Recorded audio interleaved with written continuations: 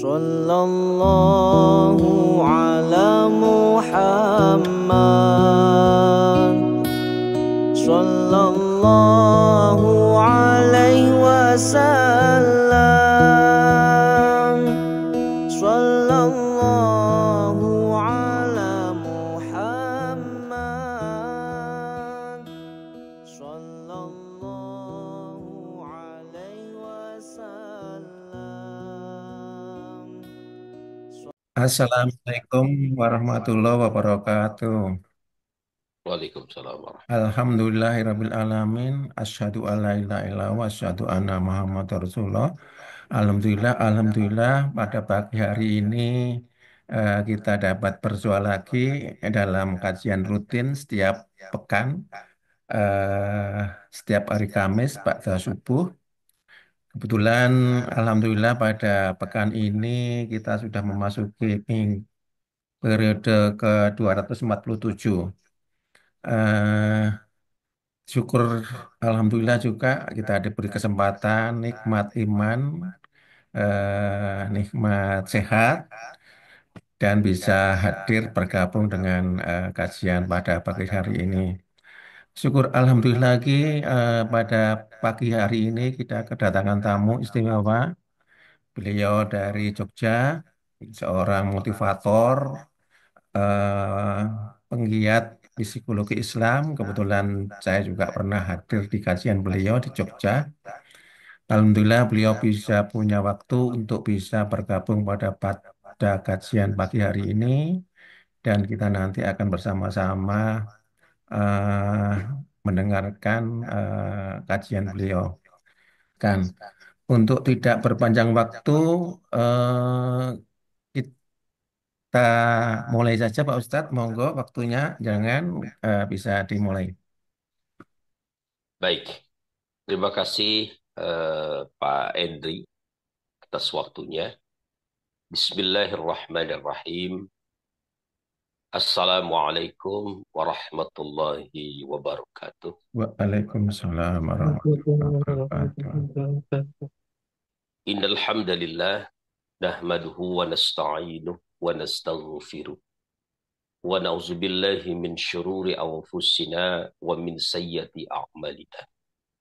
May yahdihillahu fala mudilla lahu wa may yudlil fala hadiya lahu.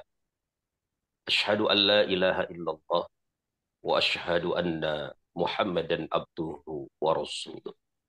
Allahumma salli ala sayyidina Muhammad wa ala ali sayyidina Muhammad. Qala Allah ta'ala fil Qur'anil Karim, a'udzu billahi minasy syaithanir rajim. Fi qulubihim maradun fazadahumullahu maradan wa lahum 'adzabun 'alimun bima kanu yakzibun. Amma ba'd. Pak Endri dan bapak-bapak, ibu-ibu dimanapun berada yang hari ini mengikuti kegiatan pengajian Zoom pada kesempatan hari ini dalam yang saya hormati. Yang pertama-tama mari kita memanjatkan rasa syukur kita kepada Allah Subhanahu wa taala atas segala rahmat yang Allah limpahkan dalam kehidupan kita. Mudah-mudahan Bapak Ibu dalam keadaan sehat walafiat dan senantiasa bisa menggunakan usia yang Allah berikan ini untuk berbenah, memperbaiki diri sekaligus menambah amal salih kita sebagai bekal terbaik kita ketika kembali kepada Allah Subhanahu wa taala. Salawat dan salam semoga tercurah kepada junjungan kita Nabi besar Muhammad sallallahu alaihi wasallam beserta segenap keluarganya yang mulia, sahabat-sahabatnya yang terkasih, dan semoga kelak dengan izin Allah kita mendapatkan syafaat dari beliau manakala kita kembali kepada Allah Subhanahu wa taala. Bapak Ibu yang dirahmati Allah, hari ini kita akan berbicara tentang bagaimana mencerdaskan hati kita dan membenahi diri kita, ya. Sebuah topik yang teramat sangat penting, terutama ketika kita ini Bapak Ibu baru saja meninggalkan bulan Ramadan dan memasuki bulan Syawal.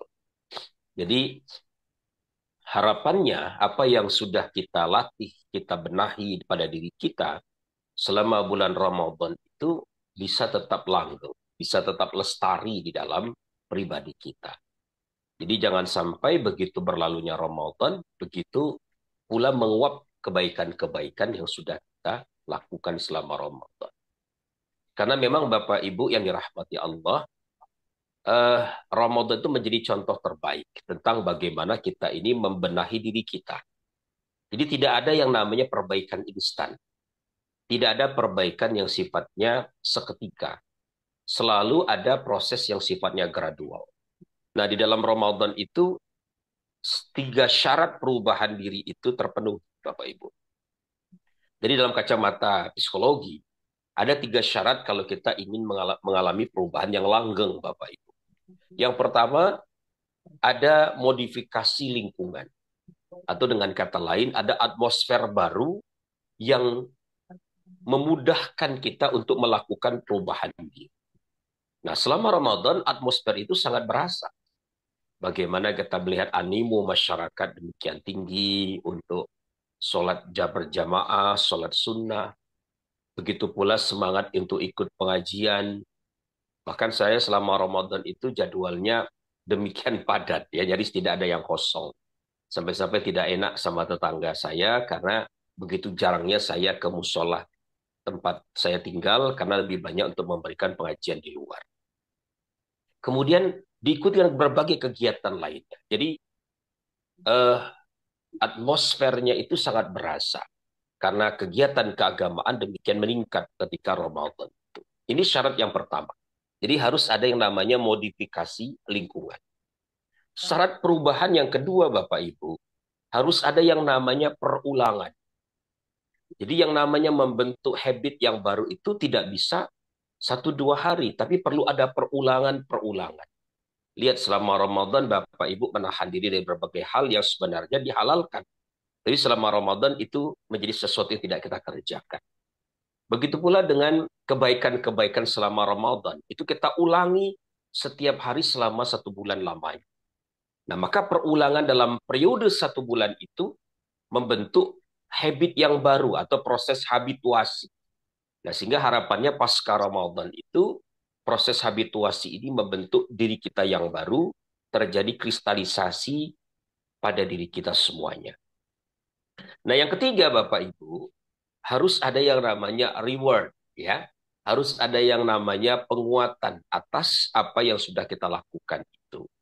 Nah, ketika Bapak Ibu mudik, ketika Bapak Ibu ya membeli baju baru, menyiapkan makanan baru, makan opor, makan macam-macam ya, sebagai bentuk selebrasi atas perayaan perjuangan Bapak Ibu selama 1 bulan tersebut.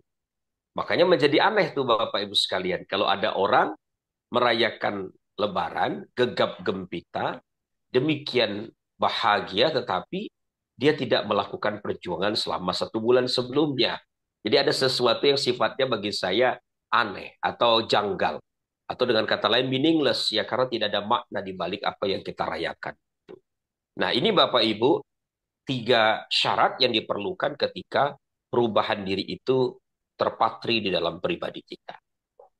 Nah, bagaimana setelah kita meninggalkan Ramadan?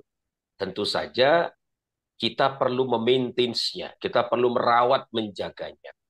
Nah, di dalam psikologi Islam, Bapak Ibu, instrumen yang sangat penting untuk menjaga kebaikan-kebaikan itu adalah hati kita. Ya. Nah, jadi kalau Bapak Ibu sekalian belajar tentang filsafat Islam, ada yang namanya pendekatan Islam itu tidak hanya menggunakan nalar, tetapi juga mendayagunakan instrumen hati. Ya, ada hal-hal yang barangkali tidak kita bisa pahami dengan menggunakan nalar kita, tapi dengan kebersihan hati kita pada akhirnya Allah memberikan pemahaman baru pada diri kita. Nah, dalam epistemologi Islam, dalam filsafat Islam, Bapak Ibu, hati ini mendapatkan peran yang sangat sentral, terlebih di dalam keseharian kita. Karena baginda Rasulullah, Bapak Ibu, mengatakan dalam sebuah hadis yang sangat populer, istafti qalbak, mintalah fatwa, mintalah nasihat kepada hatimu. Nah, hati yang dimaksud Rasulullah ini hati yang seperti apa? Menurut para ulama, Bapak Ibu, ada 2 pendapat. Hati dalam pengertian yang sesuatu yang sifatnya latifah, robbaniyah, ruhaniyah, sesuatu yang halus, tidak kasat mata, mengarahkan kita kepada kebertuhanan, dan sifatnya ruhani, sesuatu yang integral di dalam diri kita, namun kita tidak bisa menjamahnya. Kita tahu dia ada, namun kita tidak bisa uh, menyebutkan, mendeskripsikan bentuknya seperti apa. Ya. Nah ini Bapak Ibu yang disebut sebagai hati dalam pengertian yang pertama. Yang kedua Bapak Ibu, ada juga sebagian ulama, bahkan psikolog Islam itu menisbatkan hati itu kepada fungsi jantung. Ya, jadi jantung ini dianggap sebagai organ yang disitulah Allah meletakkan hati itu dalam diri kita. Alasannya sederhana Bapak Ibu, karena seluruh proses di dalam tubuh kita ini terutama bagaimana kita melihat fungsi jantung itu memompa darah di dalam tubuh kita ini setiap hari, setiap saat dia bekerja demikian keras, sehingga wajarlah kalau kemudian jantung ini kemudian disebut sebagai tempat bersemayamnya hati kita tersebut. Wallahu alam bisawab. Namun yang paling disepakati adalah pengertian yang pertama, bahwa hati ini sesuatu yang sifatnya latifah, ruhaniyah, rubbaniyah yang ada di dalam pribadi kita masing-masing. Nah, Bapak Ibu yang dirahmati Allah, saya sedikit ingin mengeksplorasi seperti apa hati. Setelah saya menjelaskan pengertian hati, menurut para ulama yang lain, dalam hal ini misalnya Al-Hakim At-Tirmizi, itu mengatakan bahwa hati ini Bapak Ibu memiliki berbagai term, berbagai istilah, yang itu sekaligus memberikan semacam pembeda antara satu komponen hati dengan komponen hati yang lain. Ya, kata Imam At-Tirmizi, Al-Hakim At-Tirmizi, term yang pertama digunakan di dalam Al-Quran itu adalah saudar. Jadi saudar ini Bapak Ibu yang dirahmati Allah adalah komponen atau organ hati yang terluar. Jadi kalau Bapak Ibu itu punya rumah, ya, maka kira-kira solder itu adalah eh, bagian apa ya? Bagian pekarangan rumah kita yang biasanya kita pagari untuk membatasi antara ini wilayah kita dan ini wilayah di luar kita. Entah jalan, entah rumah tetangga dan seterusnya. Nah, Bapak Ibu yang dirahmati Allah, solder ini adalah bagian hati terluar. Secara umum sering kita artikan sebagai dada, ya. Nah, maka kalau orang mengatakan saya sakit hati sembari merujuk ke bagian dada, itu bisa dibenarkan karena memang secara harfiah artinya adalah dada kita, merujuk pada dada kita.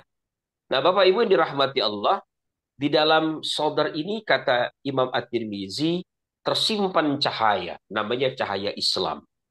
Makanya ketika orang itu sudah memeluk Islam, seorang mu'alaf dia mengucapkan asyhadu alla ilaha illallah wa asyhadu anna Muhammadan abduhu wa rasuluh, misalnya begitu, maka Bapak Ibu saat itu terpancarlah cahaya keislaman pada dia. Dan status dia menjadi seorang muslim. Dia disematkan berbagai kewajiban, tanggung jawab, dan seterusnya, manakala dia mengucapkan kalimat itu dengan penuh kesadarannya. Nah, namun Bapak Ibu, kita perhatikan, orang yang berstatus muslim itu belum berarti dia bebas dari berbagai kesalahan. Boleh jadi dia berbuat banyak kebaikan, tapi di sisi lain juga banyak dosa yang kita kerjakan, ya kan? Nah, kenapa ini terjadi dalam pandangan Al-Hakim At-Tirmizi? Itu terjadi dikarenakan solder ini hanya menyimpan pengetahuan yang sifatnya lisan atau buatan. Pengetahuan yang kita peroleh melalui proses belajar. Contoh misalnya Ibu Bapak hari ini ngikutin acara pengajian Zoom, membaca buku, melihat YouTube, dan lain sebagainya. Bapak Ibu belajar, mencoba menangkap, mencernanya menggunakan otak yang menjadi instrumen kita di dalam mencerna, memahami informasi yang kita dapatkan. Tapi apakah pengetahuan itu kita terjemahkan dalam bentuk perilaku nyata? Belum tentu kan? Nah, karena itu Bapak Ibu, orang pada tahap ini baru memperoleh pengetahuan buatan. Mohon maaf, boleh jadi pada level ini kita pengetahuannya luas. Bahkan secara akademik kita memiliki jenjang yang tinggi. S1, S2, S3, dan seterusnya. Nah, kenapa ini terjadi? Dalam pandangan Imam At-Tirmizi, itu terjadi Bapak Ibu karena kita masih dipengaruhi oleh nafsu amarah bisu yang ada di dalam jiwa kita. Nah, itu Bapak Ibu bagian terluar dari hati kita, namanya sodar. Lalu kalau kembali kepada analogi rumah Bapak Ibu, setelah sodar itu kan ada yang namanya teras, ya, teras rumah. Atau barangkali kalau tidak pakai teras, ada yang namanya ruang tamu. Nah, ya. Nah, ruang tamu atau terasnya rumah Bapak Ibu, itu yang kemudian dianalogikan dengan bagian hati yang kedua, yang disebut sebagai kolbu. Makanya Bapak Ibu, istilah ini sangat populer ya, manajemen kolbu.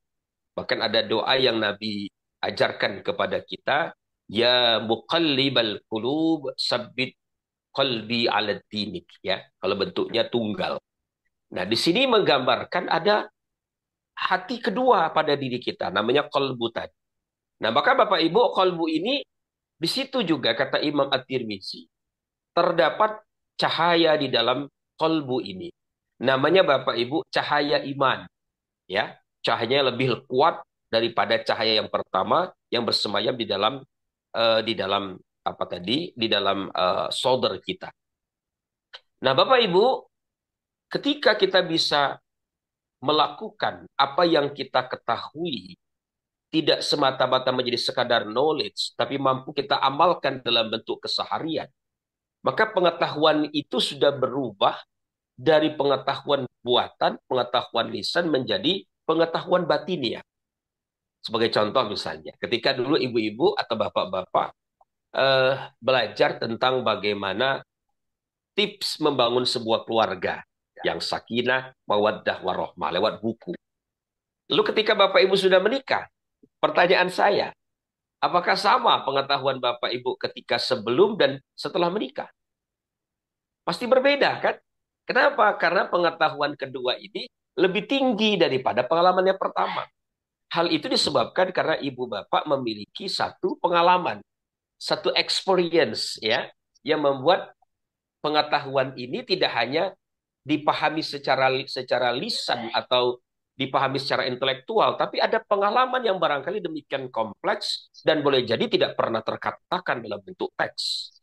Nah ya, maka Bapak Ibu yang dirahmati Allah, di dalam kalbu ini ada cahaya kedua, cahaya iman, karena kita sudah mengamalkannya. Dan kita pada saat sudah mampu mengamalkan apa yang kita ketahui itu, berubah kedudukan kita dari seorang muslim menjadi seorang mukmin. Apakah seorang mukmin kemudian tidak berbuat salah, Bapak Ibu? Masih, ya. Nah, di sini Bapak Ibu, setidak-tidaknya nafsu itu daya pengaruhnya tidak sekuat yang pertama, ya. Karena di situ nafsu itu Bapak Ibu sudah berubah dari nafsu amarah bisu menjadi nafsu mulhamah. Nafsu yang terilhami, nafsu yang terinspirasi, ya. Ada hal-hal, ada pemahaman-pemahaman baru yang membuat kita itu ingin berbenah, ingin selalu memperbaiki diri kita.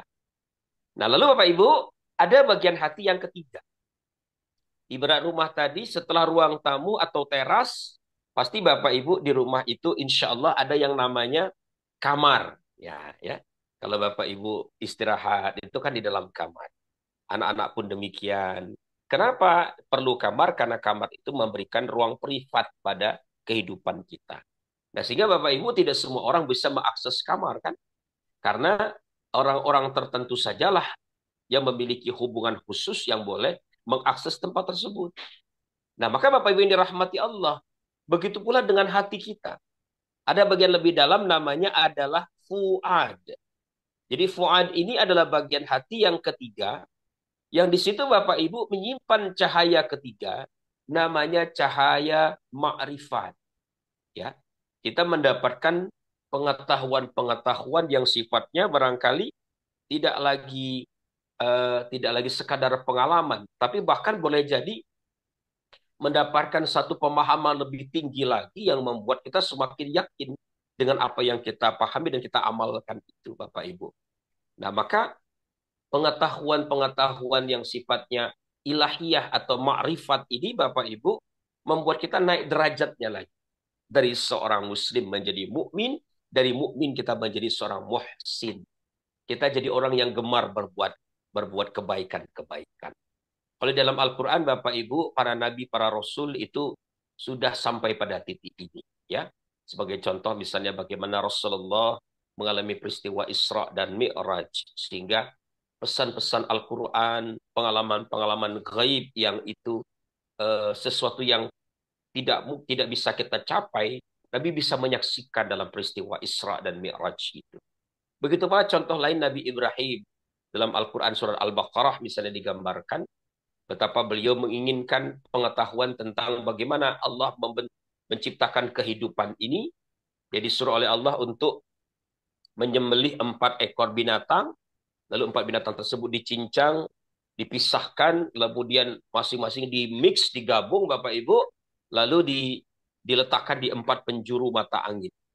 Lalu kemudian atas izin Allah Bapak Ibu, 4 binatang yang sudah mati itu, yang sudah dipisah-pisahkan fisiknya itu, bisa kembali kepada Nabi Ibrahim alaihissalam. Ya, nah ini Bapak Ibu sebuah pengalaman otentik, sebuah pengalaman yang membuat pemahaman keagamaan beliau tidak sekadar tahu, tapi betul-betul sampai pada titik keyakinan yang demikian dalam. Okay? Nah inilah Bapak Ibu yang dirahmati Allah. Bagian hati kita yang ketiga yang disebut sebagai fuad. Jadi fuad ini lebih kuat daripada solder dan kalbu tadi itu. Pengetahuan kita pun sudah berubah dari pengetahuan buatan menjadi pengetahuan batinnya, dari pengetahuan batinnya bahkan berubah menjadi semacam pengalaman kasyaf, pengalaman penglihatan batinnya yang itu bisa dalam bentuk pengalaman langsung sebagaimana Rasulullah atau Nabi Ibrahim tadi, atau boleh jadi dalam bentuk mimpi-mimpi, ya. Mimpi-mimpi yang membuat sesuatu yang rumit itu kita pahami dengan pengalaman yang seperti itu. Nah, maka Bapak Ibu, pada level ini nafsu kita pun sudah bertransformasi. Nafsu kita berubah menjadi nafsu lawamah, ya.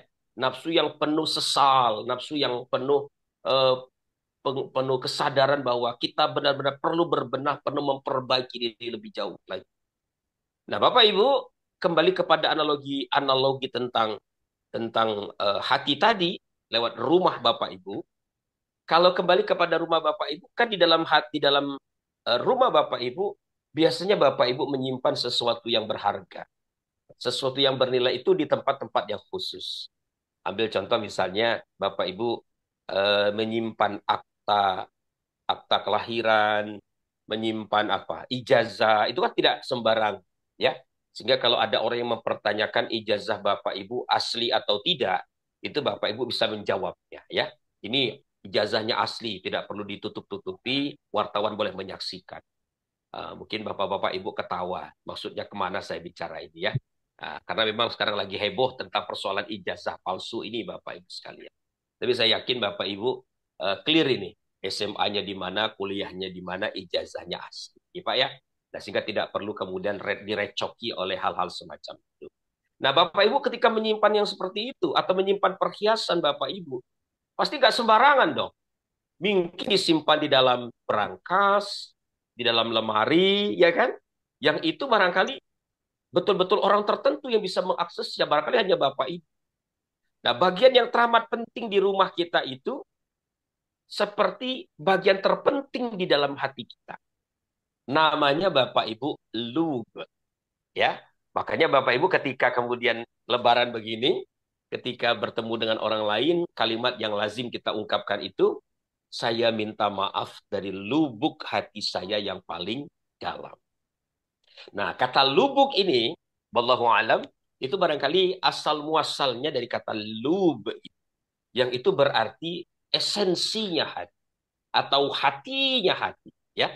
Dan inilah Bapak Ibu yang menurut Imam Al-Hakim At-Tirmizi adalah esensinya hati kita atau intinya hati kita.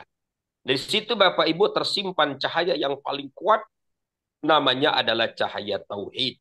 Di mana kalau orang sudah mampu mendayagunakan lubnya dengan baik, dia menjadi seorang muwahhid atau yang di dalam Al-Quran disebut dengan istilah ulul albab. Inna fi khalqis samawati wal ard wa ikhtilafil laili wan nahari la ayatil inna fi khalqis samawati wal ard wa ikhtilafil laili wan nahari la ayatil li ulil albab. Ya. Jadi Bapak Ibu, ulul albab ini adalah gelar yang disematkan pada seseorang yang bisa mendaya gunakan lub di dalam pribadi.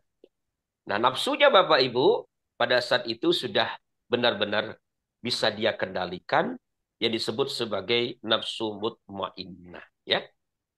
Dan orang ini Bapak Ibu, perilakunya, sikapnya, perkataan dan perbuatannya itu sudah betul-betul selaras dengan kehendak Allah Subhanahu wa taala. Nah, ini Bapak Ibu sekalian yang dirahmati Allah, bagaimana dimensi-dimensi hati ini sudah saya uraikan, mulai dari bagian terluar disebut sebagai sodar, bagian kedua disebut sebagai kolbu, bagian ketiga disebut sebagai fuad, dan bagian yang paling dalam disebut sebagai lu. Dan empat ini Bapak Ibu, semuanya ada pada diri Bapak Ibu semuanya. Saya, Bapak Ibu punya semuanya. Tinggal kemudian sejauh mana kita mampu mendaya gunakan itu atau tidak. Nah, pada intinya Bapak Ibu, hati ini seperti tubuh kita. Dia bisa sehat, dia bisa sakit, dia bisa hidup, dia bisa mati, dia bisa terjaga, dia bisa tertidur. Ya. Nah, hidupnya hati kita Bapak Ibu itu ditandai dengan adanya ilmu. Makanya kalau orang itu tidak berilmu, hatinya mati. Mudah-mudahan pemerintah tidak hanya memperhatikan makan bergizi gratis ya. Karena kalau makanan bekanan itu kan asupan untuk tubuh. Tapi kalau untuk hati itu sebenarnya adalah ilmu lewat pendidikan. Dan kita tahu betul bahwa perubahan-perubahan negara kita ini atau perubahan dalam kehidupan kita itu sangat bisa diubah yang dimana apa namanya? Yang bisa mengkatrol itu hanya pendidikan sebenarnya. Ya. Dan ingat pendidikan ini saya tidak maksudnya sebagai pendidikan formal saja. Hari ini Bapak Ibu ikut pengajian via Zoom ini bagian dari pendidikan juga. Dan ini asupan yang baik bagi hati kita. Sebaliknya Bapak Ibu, kalau orang itu tidak punya ilmu, mati hatinya itu. Ya. Nah, tapi Bapak Ibu, hati juga bisa hidup, bisa sakit. Nah, hidupnya hati itu ketika dia dalam keimanan yang kukuh, dalam ketaatan kepada Allah, dan sakitnya hati, kata Imam Ali, manakala kita banyak berbuat dosa, banyak berbuat kesalahan. Dan yang ketiga, kata beliau, hati juga bisa terjaga, bisa tertidur. Nah, terjaganya hati itu, kata Imam Ali, manakala kita mengingat Allah Subhanahu wa Ta'ala, dan tertidurnya hati itu manakala dia tidak mengingat Allah Subhanahu wa Ta'ala. Makanya Bapak Ibu, di dalam sebuah hadis dalam sebuah doa lebih tepatnya, Nabi mengajarkan sebuah doa yang beliau berpesan kepada Muaz bin Jabal agar jangan sampai dalam hidup beliau itu meninggalkan doa ini. Nah, karena ini doa diajarkan Rasulullah kepada Muaz bin Jabal, artinya doa untuk Bapak Ibu semua. Saya yakin Bapak Ibu sudah hafal. Karena kalau melihat dari Pak Hendri tadi nyebut ini sudah pengajian yang 200 sekian. Bayangan saya Bapak Ibu ini sudah hebat luar biasa ya.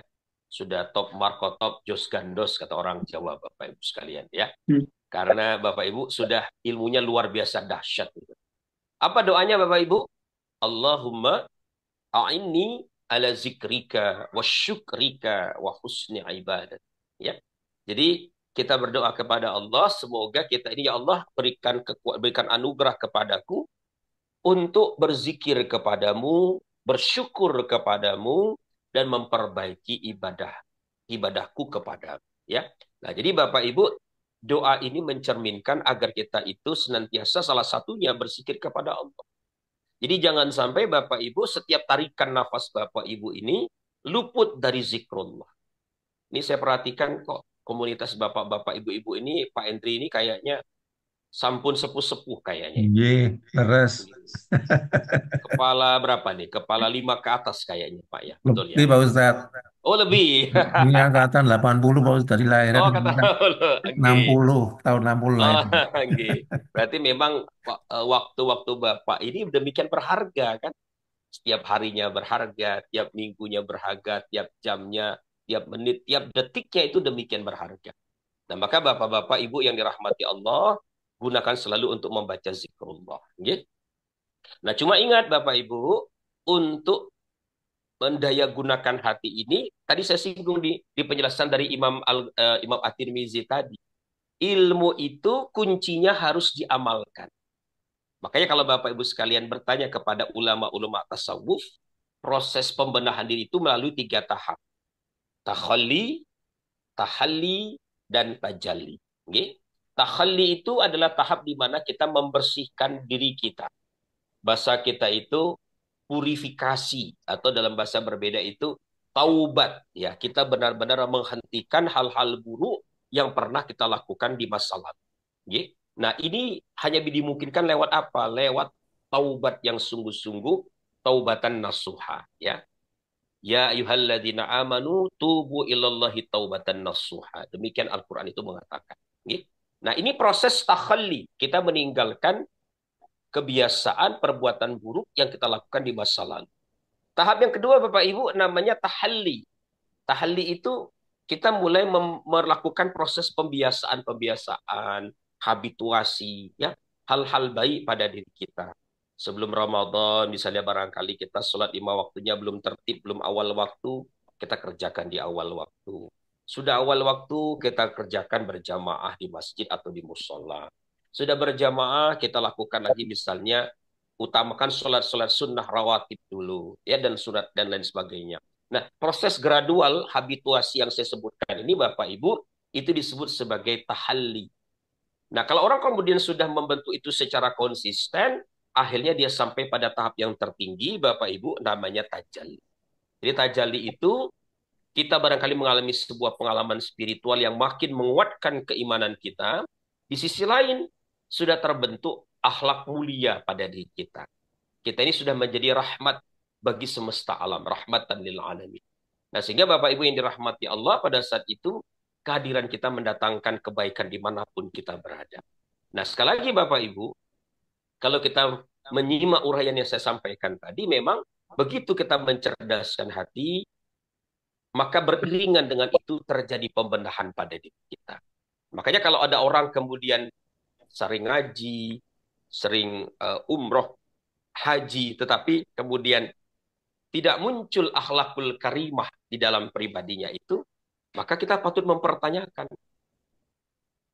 apa yang dia lakukan. Karena di dalam pesan-pesan syariat yang kita tunaikan itu ada makna-makna simbolik yang itu sangat penting untuk kita cerna dan kita peras nilainya, kita jadikan semacam pedoman di dalam kehidupan kita. Jadi sekali lagi Bapak Ibu, mencerdaskan hati itu beriringan dengan pembenahan diri kita, terutama pembenahan akhlak yang melekat pada pribadi kita masing-masing. Nah, ini Bapak Ibu yang dirahmati Allah, uraian yang bisa saya sampaikan sebagai pengantar, ya, diskusi kita pada kesempatan pagi kali ini. Ini mohon maaf Bapak Ibu, saya tidak bisa berlama-lama karena saya masih punya anak kecil ini bapak-bapak ibu-ibu, ya. Jadi kalau bapak-bapak ibu-ibu ini sudah menikmati masa masa senja dengan, ya, paling punya cucu gitu, saya kebetulan masih punya anak, ada anak bapak ibu yang besar, ada yang sudah kuliah, yang sudah mau selesai kuliah bahkan, tapi juga masih ada yang umurnya itu 6 tahun, ada yang kelas 2 SD, ada yang kelas 4 SD. Jadi kalau jam 6 ke atas itu kesibukannya sudah ngurusin anak-anak yang seperti itu. Makanya saya kemarin matur sama Pak Endri, Pak, mohon maaf nih saya nggak bisa sampai lebih dari jam 6 karena saya harus membantu istri, karena istri juga ngajar Bapak Ibu di sekolah, 6:30 sudah harus berada di sekolah tempat beliau mengajar. Nah, itu Bapak Ibu, mungkin barangkali kalau ada pertanyaan-pertanyaan, ada diskusi, sejauh saya bisa menjawab, saya akan jawab. Tapi kalau Bapak Ibu saya tidak bisa menjawab, mungkin barangkali ada ustadz lain yang jauh lebih berkompeten untuk menjawab pertanyaan Bapak Ibu semuanya. Ya, terima kasih Bapak Ibu atas perhatiannya. Saya kembalikan dulu kepada Pak Endri. Wabillahi taufiq wal hidayah. Wassalamualaikum warahmatullahi wabarakatuh. Waalaikumsalam warahmatullahi wabarakatuh. Pak Ustadz, terima kasih. Ini kebetulan MC-nya sudah hadir. Mohon maaf Pak Rodian, tadi saya ambil alih untuk Enggak, untuk lanjut aja berdebat. lanjut Mas. Oh, enggak, Itunya monggo sudah benar. dilanjutkan Pak Rodian. Oh gitu. Oh, tinggal 10 menit nggak apa-apa. Baik, Assalamualaikum Ustaz. Waalaikumsalam warahmatullah, Pak. Iya, maaf tadi pulang masjidnya biasa di sini ke Jakarta lebih lebih belakangan. Jadi Iya, betul, Pak, betul. kadang jam 6:04 udah ini. Baik, langsung aja untuk mempersingkat. Kalau ada pertanyaan, monggo silakan. Kalau belum ada, mungkin saya membuka deh dulu, membuka pertanyaan. Baik, Ustaz, kan katanya, katanya, karena saya juga belum mendalami sekali gitu, memahami Quran itu, artinya baru sepotong-sepotong gitu.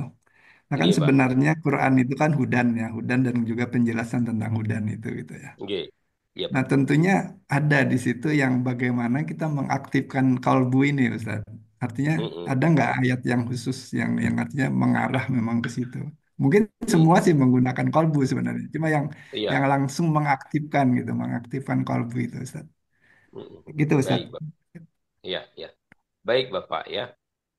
Sebenarnya kalau kita bicara bagaimana mengaktifasi hati kita, tentu seluruh ayat yang kita lihat, Bapak, kita baca dalam Al-Quran itu kan menekankan kepada pentingnya amaliyah, pentingnya perbuatan. Jadi kita tuh dilarang NATO, no action talk only itu nggak boleh. Gitu loh.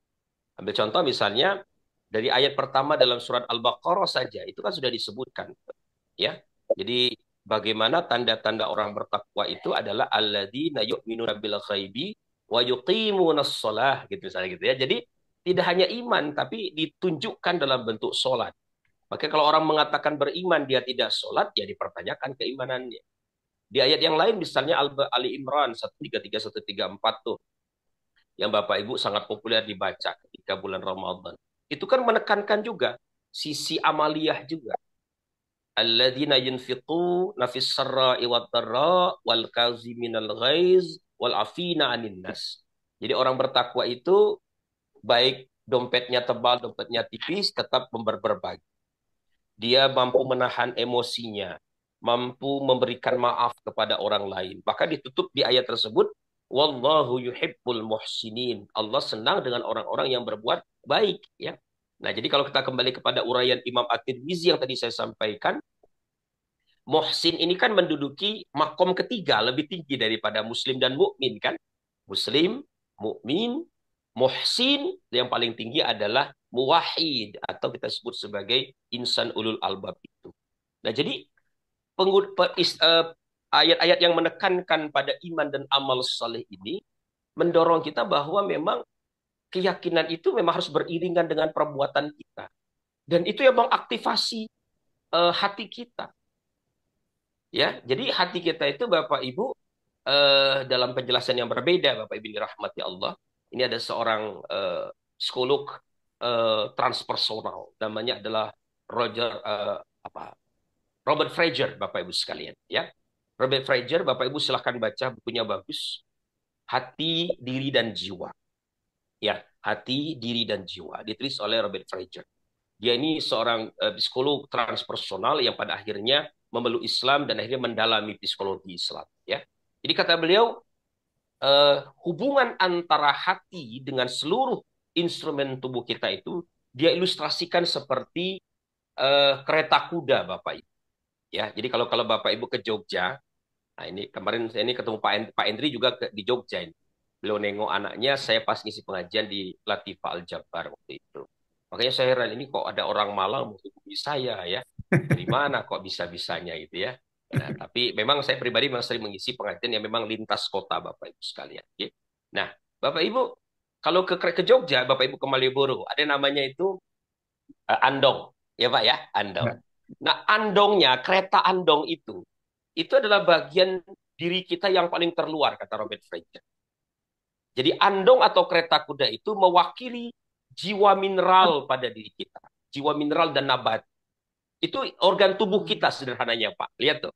Bapak Ibu tidak mungkin bisa sholat dengan baik, bisa ikut Zoom dengan baik kalau sakit-sakitan. Betul nggak? Ya kan? Maka Bapak Ibu perlu yang namanya makanan yang bergizi, minumnya cukup, istirahatnya cukup, olahraga yang memadai agar di usia senja Bapak Ibu tetap bugar, kan begitu. Nah, ini dimungkinkan terjadi karena apa? Karena Bapak Ibu memaintain jiwa nabati, jiwa mineral pada diri Bapak. Tapi kereta kuda tadi atau andong ini tidak mungkin bergerak maju. Kalau tidak ada yang namanya kuda yang menarik kereta itu kan. Nah, kuda yang menarik tubuh kita itu atau kereta kuda itu Bapak Ibu namanya adalah nafs atau nafsu. Makanya Bapak Ibu kita butuh nafsu. Islam melarang keras tuh yang namanya kerahiban ya, di mana kita tidak berkeluarga, kita menjaga jarak dengan lingkungan, kemudian tidak berinteraksi, tidak beramal salih, itu tidak boleh. Nafsu tetap harus ada, tetapi perlu ditransformasi sedemikian rupa ya. Nah, nafsu ini Bapak Ibu ada dua ya. Pertama nafsu apa namanya yang berkaitan dengan perut kita atau ambisi yang kemudian di bawah perut kita atau seksual ya, itu adalah dua cerminan nafsu yang melekat pada diri kita ya. Nah, kita tetap membutuhkan itu agar kehidupan ini tetap bisa berjalan dengan baik. Nah, kuda yang seperti apa? Tentu bukan sembarang kuda dong. Kuda yang jina, ya kan? Kuda yang terarah, kuda yang terbimbing, yang terlatih. Makanya kita menyebutnya sebagai nafsu mutmainnah. Nafsu yang bisa kita gunakan dalam kehidupan kita sehari-hari. Kereta kudanya ada, andongnya ada. Kudanya sudah terlatih. Kemudian apa yang diperlukan Bapak Ibu? Yang ketiga, perlu ada kusirnya. Ya kan? Kusirnya yang kemudian menggerakkan kuda itu sesuai dengan perintahnya. Nah, kusir ini Bapak Ibu mewakili unsur ketiga di dalam diri kita, namanya adalah akal ya, atau dimensi intelektual pada diri kita. Nah, kalau apa tadi? Kalau kereta kuda identik dengan tubuh, nafsu dengan perut dan dorongan seksual kita, maka kusir ini Bapak Ibu kira-kira berhubungan dengan akal atau otak kita, ya. Jadi kalau orang itu terdidik, terbimbing, punya pengetahuan yang luas, keterampilan yang banyak, ya, maka dia akan lebih mudah menjalankan peranan dia. Nah, begitupun dengan kereta andong ini, Bapak Ibu. Dia akan bergerak dengan baik kalau kusirnya terlatih. Tidak hanya terlatih, dia harus pintar mengendalikan emosinya.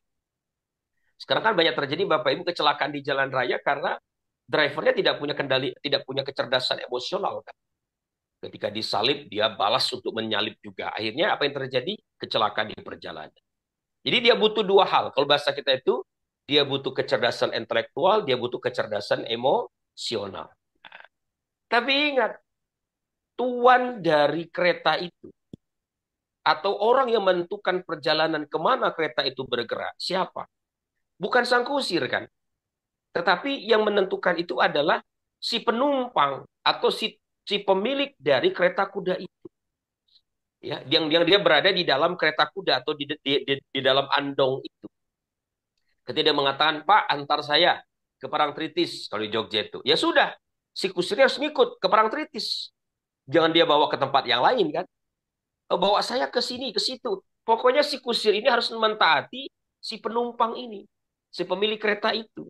Nah, Bapak Ibu, penumpang atau pemilik kereta kuda itu, kata Robert Fraser, itulah yang disebut sebagai kolbu, disebut sebagai hati yang dia menjadi tuan atas kereta tersebut. Nah, maka Bapak Ibu yang dirahmati Allah, inilah gambaran yang sangat mudah kita cerna tentang bagaimana relasi antara hati itu dengan otak kita, dengan nafsu kita, dan dengan tubuh kita ini. Jadi dia satu kesatuan yang tidak bisa kita pisahkan. Tidak mungkin Bapak Ibu sekalian. Karena komponen itu saling berinteraksi satu sama lain. Nah, karena penjelasan ini pula makanya banyak ulama kita mengatakan kita ini adalah mikrokosmos. Jadi seluruh kompleksitas alam semesta itu tersimpan berada di dalam pribadi kita masing-masing. Itu Pak Rodian Imran ya, yang bisa saya sampaikan tentang bagaimana Al-Quran berbicara tentang hati. Kalau Al-Quran banyak sekali Pak. Misalnya di awal tadi saya singgung, di ayat pertama saja sudah disinggung itu Pak, di Al-Baqarah itu. Apa namanya? 3 kelompok disebutkan, kelompok bertakwa, kelompok orang yang kafir, orang munafik Pak. Nah gitu ya. Fi qulubihim maradun fazadahumullahu marad. Di dalam hati mereka ada penyakit, lalu Allah tambahkan lagi penyakit mereka. Nah orang munafik itu cirinya mengalami penyakit hati, ya. Dan itu secara panjang lebar dijelaskan dalam Al-Baqarah di ayat-ayat pertama. Bapak Ibu lihat tuh. Kalau bicara orang orang bertakwa, simpel itu Pak. Hanya 3 ayat. Bicara orang kafir hanya 2 ayat. Tapi bicara tentang orang munafik, Bapak Ibu, panjang sekali penjelasannya ya. Di dalam Al-Qur'an itu jelas lebih panjang dari sebelumnya. Kenapa? Barangkali maksudnya adalah Allah menekankan kepada kita agar menghindari sifat-sifat kemunafikan yang itu melekat di dalam hati kita. Itu Pak jawaban saya. Ya, baik Ustaz.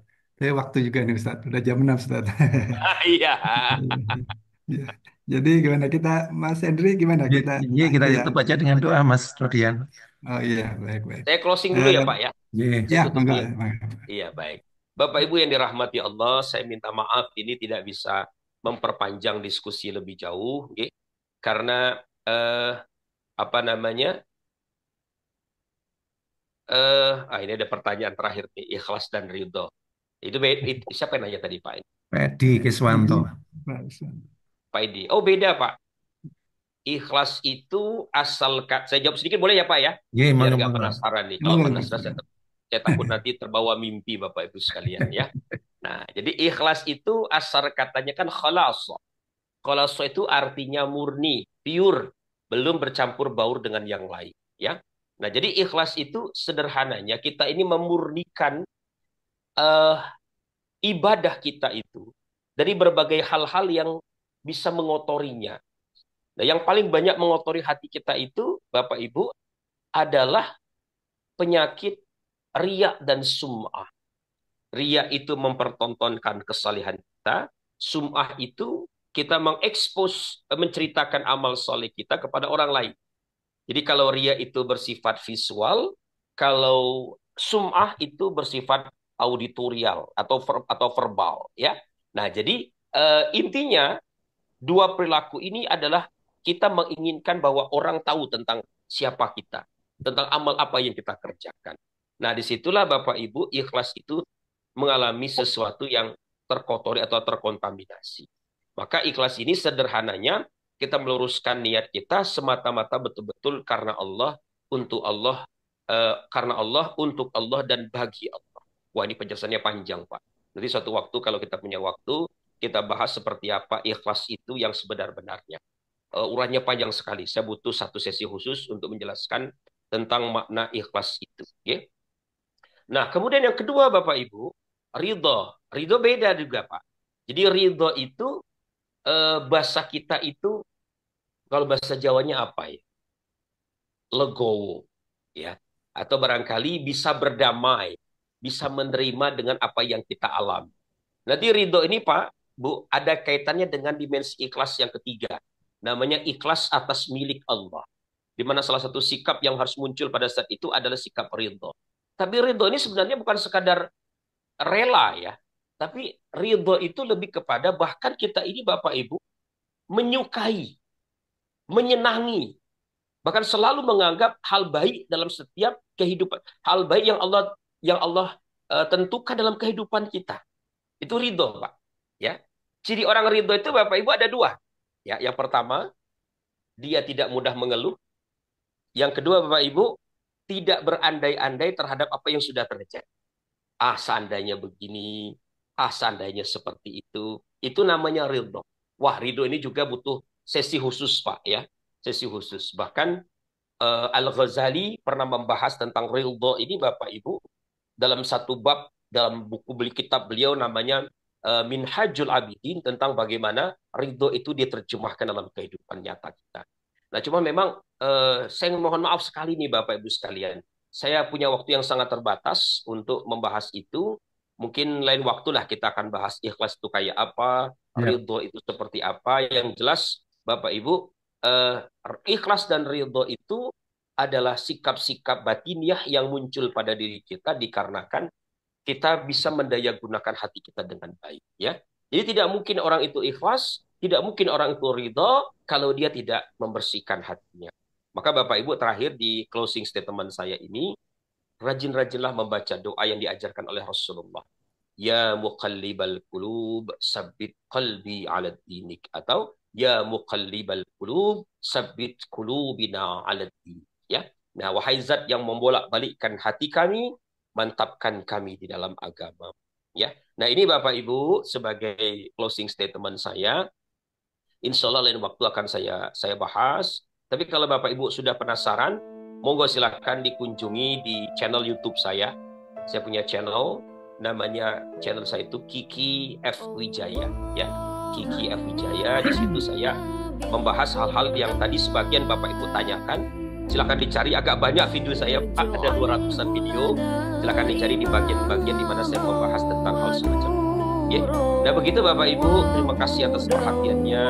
Semoga Bapak Ibu sehat walafiat, senantiasa bahagia bersama keluarga kita, dan bisa menggunakan usia yang Allah berikan untuk selalu berbenah memperbaiki diri. Mohon maaf atas perkataan saya kurang berkenan di hati Bapak Ibu. Berbagai secara usia saya lebih muda, kurang patut kalau orang tua ini memberikan nasihat yang berlebihan kepada Bapak Ibu. Karena sesungguhnya nasihat ini bukan untuk Bapak Ibu. Pak Hendri, Pak Hodian, Ibran, dan Bapak Ibu semuanya. Sehat selalu. Wassalamualaikum